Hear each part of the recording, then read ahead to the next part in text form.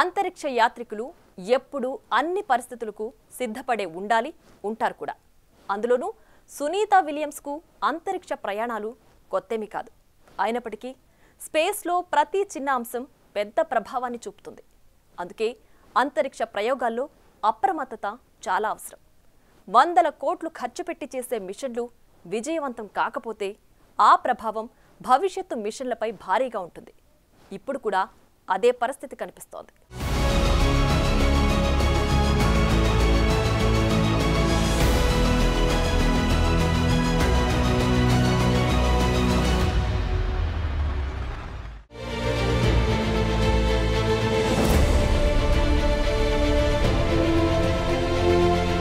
సునీతా విలియమ్స్కు అంతరిక్ష యాత్రలు కొత్తేమీ కాదు.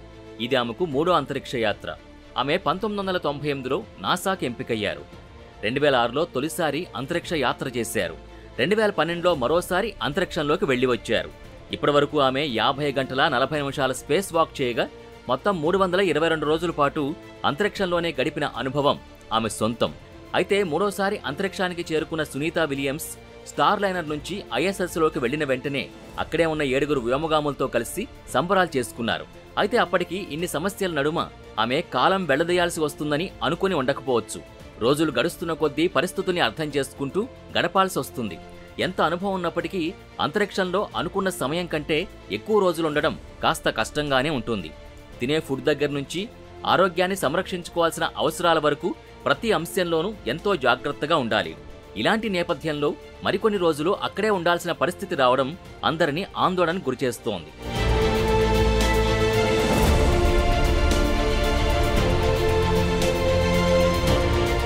అనుకున్న సమయం కంటే ఎక్కువ రోజులున్న సునీతా విలియమ్స్, బుచ్ విల్మోర్లు అక్కడ ఏం చేస్తున్నారు అనే సందేహం ఉండొచ్చు. అయితే నాసా నుంచి తదుపరి సూచనల కోసం వీళ్లంతా ఎదురు చూడడం తప్ప మరో దారి అయితే లేదు. ఈలోపు సునీతా విల్మోర్లు ISS సిబ్బందితో కలిసి సాధారణ పనులు, శాస్త్రీయ ప్రయోగాలు చేస్తూ కాలం గడుపుతున్నారు. అయితే వీళ్లు సురక్షితంగానే ఉన్నట్టు ఎప్పటికప్పుడు సమాచారం కూడా ఇస్తున్నారు. ISSలో ఆహారం, వనరులు, కమ్యూనికేషన్ మార్గాలకు ఇబ్బందులేమీ లేవనే సమాచారం కూడా పంపుతున్నారు. స్పేస్ స్టేషన్లో ఎక్కువ రోజులు ఉండేందుకు అనువుగా పరిస్థితులున్నాయని, భూమి నుంచి తరచుగా నిర్వహించే మిషన్స్ ద్వారా క్రమం తప్పకుండా వనరులు తిరిగి సరఫరా అవుతాయనే హామీతో ప్రస్తుతానికి అంతా సురక్షితంగానే ఉన్నట్టు చెప్తున్నారు Butch Wilmore. We practice a safe haven event where we would use this as a lifeboat. If something, say a conjunction or something was about to intercede with the space station, some space debris, then we would all go scurry to our spacecraft and hunker down and hopefully everything passed. But then we went through that process today, closing the hatches, everything, and it was quite a successful event as well. ఇక Sunitha Williams, Butch విల్మోర్లతో సహా ఎక్స్పెడిషన్లో 71 సిబ్బంది ISS దగ్గర ఏర్పడిన సమస్యలకు సంబంధించిన వివిధ పనుల్లో వేగంగా పనులు చేస్తున్నారు. US కార్గో క్రాఫ్ట్ను ప్యాకింగ్ చేయడం, స్టేషన్ని శుభ్రపరచడం, భవిష్యత్తు పైలటింగ్ పద్ధతుల్ని అధ్యయనం చేయడంలో నిమగ్నమై ఉన్నారు. NASA flight engineer Matthew Dominic ఇతర సిబ్బందిపై మైక్రోగ్రావిటీ ప్రభావాల్ని అర్థం చేసుకోవడానికి ప్రయత్నిస్తున్నారు. అలాగే చెత్తను లోడ్ చేయడం, కంటి పరీక్షలు నిర్వహించడంపై పనిచేస్తున్నట్టు సమాచారం. అలాగే సునీతా విల్మోర్లు కలిసి ప్లాంట్ హ్యాబిటాట్ గ్రోత్ ఛాంబర్లో కెమెరాలు, సెన్సార్లను భర్తీ చేస్తూ అంతరిక్ష వృక్షశాస్త్ర ప్రయోగాలపై కూడా పనిచేస్తున్నట్టు తెలుస్తోంది. ఇక తిరుగు ప్రయాణాన్ని ప్లాన్ చేయడానికి ముందు స్టార్ లైనర్ ప్రపల్షన్ సిస్టమ్ పనితీరుని నాసా పరిశీలిస్తుండగా అంతరిక్ష కేంద్రంలో ఉన్న వ్యోమగాములు వారికి సహకరిస్తూ ఎప్పటికప్పుడు సమాచారాన్ని షేర్ చేసుకుంటున్నారు.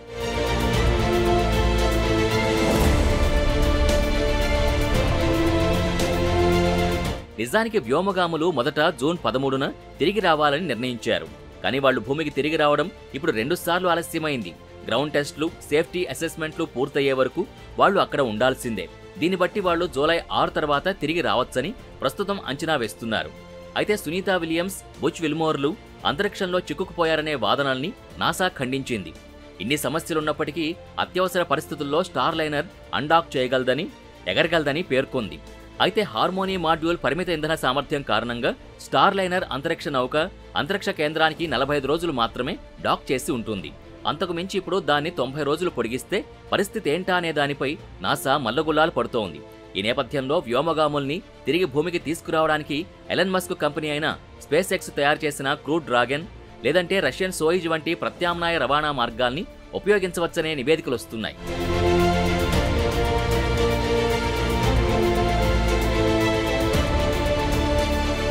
అయితే అంతరిక్ష స్పేస్ కేంద్రంలో చిక్కుకుపోయిన సునీతా విలియమ్స్, విల్మోర్లను భూమి మీదకు తీసుకురావడానికి ఎలన్ మస్క్ స్పేస్ ఎక్స్ సహకారం అందిస్తున్నట్టు వార్తలొస్తున్నాయి. ఇప్పటికే మార్చిలో 4 వ్యోమగాముల్ని ISS కు తీసుకెళ్లిన స్పేస్ ఎక్స్ వ్యోమనౌక క్రూ డ్రాగన్ అంతరిక్షంలో రెడీగా ఉంది. ఈ క్రమంలో స్టార్ లైనర్ మరమ్మతులు గనక సమయానికి పూర్తి కాకపోతే మస్క్ స్క్రూ డ్రాగన్లోనే 2 వ్యోమగాములు భూమి మీదకు తిరుగు ప్రయాణమవుతారని అంతర్జాతీయంగా చర్చ జరుగుతోంది. అయితే నాసా, బోయింగ్ అధికారులు మాత్రం ఇప్పటికైతే స్పేస్ ఎక్స్ సాయం అవసరం లేదని చెప్పినట్టుగా తెలుస్తోంది.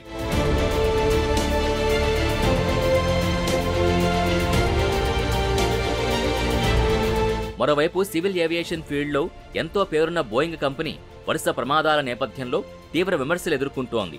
2018, 2019లో బోయింగ్ 737 మ్యాక్స్ విమానాలు ప్రమాదానికి గురయ్యాయి. దాంతో పలు దేశాల్లో బోయింగ్ విమానాల్ని రద్దు చేశారు. లోపాల్ని సరిచేయడంతో 20 నెలల తర్వాత నిషేధాన్ని ఎత్తివేశారు. అయితే బోయింగ్కు చెందిన మిగతా విమానాల్లో కూడా తరచుగా ఏదో సమస్య తలెత్తుతుండడంతో ఆ కంపెనీ పేరు చెబితేనే ప్రయాణికులు భయపడుతున్న పరిస్థితి ఇప్పటికీ ఉంది. ఈ నేపథ్యంలో ఇప్పుడు అంతరిక్షంలో సైతం బోయింగ్ వ్యోమనౌక స్టార్ లైనర్లో సాంకేతిక సమస్యలు తలెత్తడంతో మరోసారి బోయింగ్పై చర్చ సాగుతోంది. ఇప్పుడు అంతరిక్షంలో చిక్కుకుపోయిన 2 వ్యోమగాములు భూమిపైకి తిరిగి రావడానికి బోయింగ్లో వస్తారా, లేదంటే మస్క్ క్రూ డ్రాగన్లో వస్తారా అనే దానిపై ఉత్కంఠ నెలకొని ఉంది. ఒకవేళ స్పేస్ ఎక్స్లో వస్తే బోయింగ్పై మస్క్ విజయం సాధించినట్టే అంటున్నారు విశ్లేషకులు.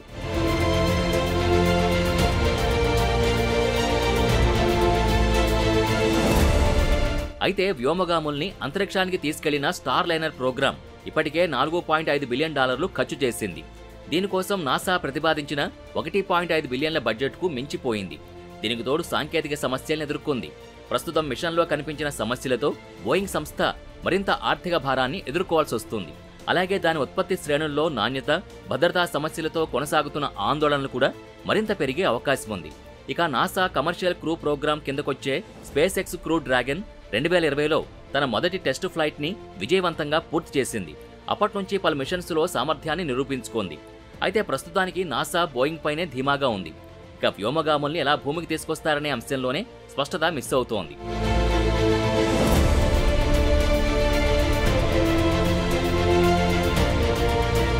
మొత్తానికి ఈ సంఘటన అంతరిక్షంలో ఏర్పడ్డ అనూహ్యమైన పరిస్థితులకు సంబంధించి ముఖ్యమైన డేటాను అందిస్తోంది.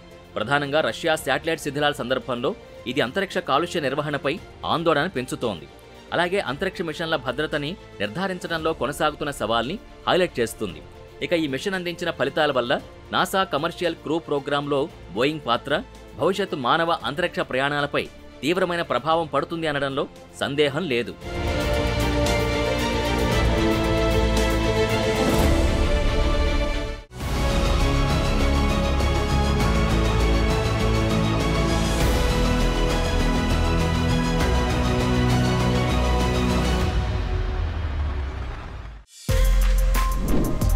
For more videos like this, subscribe Big TV channel.